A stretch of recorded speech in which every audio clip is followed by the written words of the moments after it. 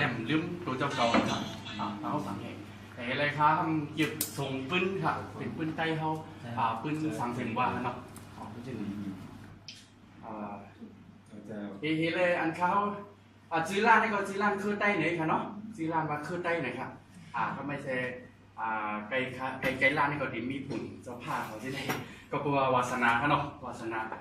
ให้อยากให้เปิ้ลดูถูกใต้เขาค่ะเหมือนว่าพวกเขาในกิ้งใหม่จะได้เปิ้ลในถามว่าใต้ไหนอยู่ลอยแล้วพอดีว่าที่ไหนเนาะกำนำเปิ้ลที่ว่าเขาเป็นคืออ่อนให้นั้นจึงนั้นเลย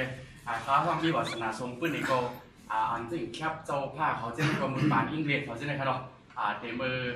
ปากปีก็มีค่ะบางกลุ่มค่ะนะมืออิงเลสเขาขึ้นเมืองเข้ามามือเฮง8 บาท87ค่ะเนาะอิงเลสเขาขึ้นเมืองใต้เข้ามาที่นั่นเฮเลพวกเปิ้ลมากินข้าวไก่เสียงในร้านค่ะในก็ค่ะตีอ่อนเปิ้ลมาด้วยว่าเขาไทยใหญ่ได้เป็นสังเขาได้ถามที่ไหนเลยเขามาซับแรงเดียวค่ะเนาะมันนั่งเปิ้ลเจ้าผ้าเขาที่ไหนก็ไม่ซ้ำขิวรวยซ้ำก้นไทยเลยก้นไตเขาไหนหรือล้านหน้าอันนี้ล้านหน้าอันนี้ค่ะนะเขาดีป้าตั้งกิ้งใหม่ลำพูนลำปางแพร่หน้าที่ไหนขนมกิ้ง5ที่ไหนมันเปิ้ลห้องล้านหน้าเนี่ยเขาก้นอันหูปื้นที่ไหนได้ตี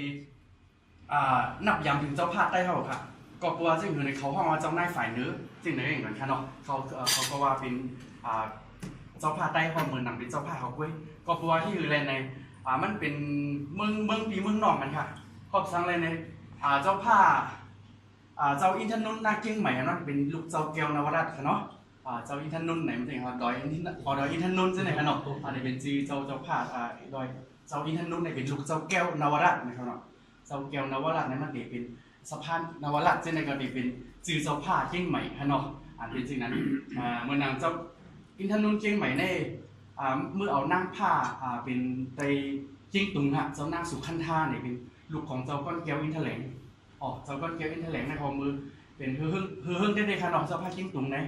ในเมืองใต้เขาในนาลินดีใหญ่เพิ่นสุดได้ก็เป็นเจียงตุงค่ะเนาะนาลินกว้างให้เพิ่นหมดเพราะที่2ได้เป็นเซียนวีค่ะเนาะเพราะที่3เป็นสีเปาะในนาลินใหญ่ให้เพิ่นค่ะเนาะเป็นเช่นไรครับก็ไม่มีทางเจ้าหนึ่งค่ะเนาะเป็นเจ้าพุ่มลื้ออันนั้นเป็นลูกเจ้าผ้าเจียงตุงนะครับครับเจ้าพุ่มลื้อในก็กว่ากบกูกินแขกต้องเจ้านางไก่ลำปางเจ้าทิพย์วันไหนเขาเนาะในก็เป็นว่าไตเขาแลตั้งล้านหน้ามันจับกันที่ไหนครับเนาะเฮก็ไม่ซ้ำมีหม่อมบัวไลนะครับในวัดป่าเป้าวัดป่าเป้าในสังเลยในมือปานเจ้าผ้าเกี้ยงใหม่ในมือดึกไตเขาตั้งเมืองนายคือตั้งผังโค้งนะครับนะภายในโค้งในเจ้าผ้าเกี้ยงใหม่เนี่ยกวาดตอนเอาไตเขาในมาส่วนหนึ่งทีแรกป้าตั้งครอบครัวของเอาหม่อมโบราณนะครับนะทีแรกก็มาอยู่ไว้ตั้งจีวัดป่าเปาเจ้าสีพุ่มจะได้มันเป็นปีอยู่ใต้เก่าค่ะเป็นใต้เขาในเพิ่นเขากวาดตอนมาเจ้าผ้าเกี้ยงใหม่ในก็มาเป็นหมู่บ้านไว้ในก็เป็นใต้เขาอยู่ในเกี้ยงใหม่ในก็มีหึงน้ำเหมือนครับเมื่อหนังโมลินเมืองถึงเส้นในก็มีเดี๋ยวเป็นเจ้าจื้อสังเอ็นของขังต้องเดี๋ยวมาปั่นโมลินในมีไว้ค่ะมันกึกปืนมันมาอันใต้เขาเอาโมลินทั้งเมืองจริงในมากล้าขายโบด่างเช่นไรครับเนาะเป็นเช่นนั้นก็หม่อมบัวไลและตั้งเจ้าผ้าเกี้ยงใหม่ในก็ไล่ควบคู่กันมันกระจับกันนั่นแทงแล้วเราเขา2เจ้าในก็มาสร้างวัดป่าเป่าสร้างมันเจอค่ะมามันมีวัดเก่าไว้อะไรเขาขึ้นมาเฮ็ดให้มันใหญ่ขึ้นมาสิเนี่ยครับเนาะวัดป่าเป่าในก็เป็นตีเป็นบึงอิงใต้เขาค่ะเนาะที่มือปานเราปานสืบปานนั่นเองนะครับเป็นเช่นนั้นครับแล้วก็ไม่ซ้ำพื้นเจ้าผ้าใต้เขาในเฮ็ดสังเลยในอังกฤษเขาในเขาขึ้นมาซิมหอคำเมืองมันในเฮง8 บาท85ครับเนาะแต่ทางชี้อยากซื้องานเนี่ยเนาะมาซิมหอคำเมืองมันกว่าปานตีบ้อมินนะครับเนาะตีบ้อมินในก็เฮ็ดสังเลยห้องตีบ้อในนั้นในความหมายความมันอย่างนี้ครับดิเต้เป็นสีเปาะเนาะเจ้าผ้าสีเปาะเลยก็เพราะว่าเมเจ้าผ้าตีบ้อมินในมันเป็นนั่งผ้าไปสีเปาะเห็นนั่นครับเป็นที่นั้นดิเต้มัน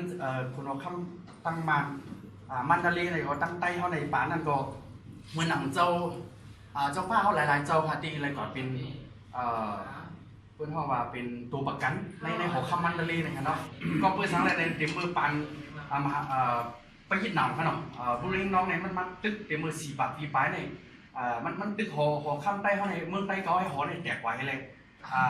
เต็มมือนั้นมากอะหนำลายใต้เขาในเจ้าผ้านี่ก็พันกันขากันได้ในเต็มมือเมืองใต้เขาให้หัวในแตกไว้เลยเอามาเป็น40 ปลายมึงค่ะ 40 ปลายเมืองเย่าในว่ายมันมาเหลืออยู่34มื้อปานนั้นกกลางขนม34มื้อปานเจ้าผ้าให้ไหนขนมปานเจ้าผ้านั่นเผยนั้นเย่าในก็เฮาในตกในมือมาไม่เฮาให้หันในมือไปยินหนาวมาเรื่อยมาถึงกูวันเลยครับนำอะไรไต้เฮามันไปเมียนกันไปถูกวันนั่นเฮ็ดมันเป็นแผ่นคุณเอาข้ามมันนั่นน่ะเนาะอันตั้มวางไว้ติมื้อนั่นครับแล้วไต้เฮาเนี่ยมันเจียกเพกันถึงกูว่าในเป็นสิ่งนั้นมาเป็นสิ่งนั้นครับอันปุ่งห้างที่มีอยู่เช่นในก็ก้ามนำดิเป็นกาบอิงเลสตีขึ้นเมืองเข้ามาให้กินเมืองเข้าในเลยโปะไว้ครับนำนะฮะนำได้นำว่าครับมีกูเมืองค่ะเนาะอันนำสุดในเจ้าผ้าได้ปุ่งได้มันเฮาแห้งนำนะได้ก็เป็นกิ้งตุ๋งสีโปะเช่นในขนมอันนั้นอันติดเก็บอะไรเช่นในอันน้ำเนี่ยยองห้วยยองเฉยก็มีแซนวีก็มีอยู่ครับเฮเลตีหอค่ำตีเจ้าผ้าต่างๆโหนั่นเองมันก็ตีมีไว้ไว้พองขนมก็เพราะว่าสังอะไรในเพราะจริงตุ๋งได้เขาพี่น้องเขาน้ำมันนี่คือตั้งไทยอะไรเขาก็ปลายสังสีเนี่ยว่าปุ่งเช่นใดก็เต็มได้เผาไผ่แบบเต็มไรงาหมักยงก้ามน้ำได้หอค่ำเขาได้อันมันลูกกว่าไว้ก่อนในหอค่ำกูตีขนมเป็นหอเจ้าผ้าในกองสังอะไรในมันเป็นจับป่านมาปล่อยก้ามน้ำมันจะอย่างหอค่ำสักขั้นด่าหรือไปสีโป้เช่นใดขนมเซียนวีเช่นใดยองห้วยเช่นใดก็มีครับตั้งปีซีก็ยังป้าครับตีว่าเป็นเมื่อนั้นในกับจากป่านเข้าเมืองใต้เขาในเฮ็ดสังเลยในอันอิงเลนตั้งเจ้าพาใต้เขาในเข้ากันเจ้าพาใต้เขากับเป็นซึ่งอิงเลนก็ตึกจากป่านนี่ไหนครับนี่ก็ไม่ต้องจากป่านน้ำขี่เพื่อวีเนี่ยขึ้นถามว่าเป็นซึ่งอิงเลนในอยู่ในหัวเขาปลายแปะอยู่ในหัวที่นั้นเขาถางที่นั้นเลยเอาหมักย่อมในปล่อยพอเขาก็เลยไกวกว่าน้ำยาครับน้ำยาที่สำคัญครับดังผมเช่นไรก็เมื่อเร็วก็นำหนาได้ครับเมื่อเร็วมันก็จะมีลูกหลานเจ้าผ้าเขาที่เขาอยู่นอกเมืองคืออย่างว่าในเมืองมังว่าเมืองใต้เสียงว่าเมืองในกับหาในขนมเขาก็เหมือนนั้นว่าเขา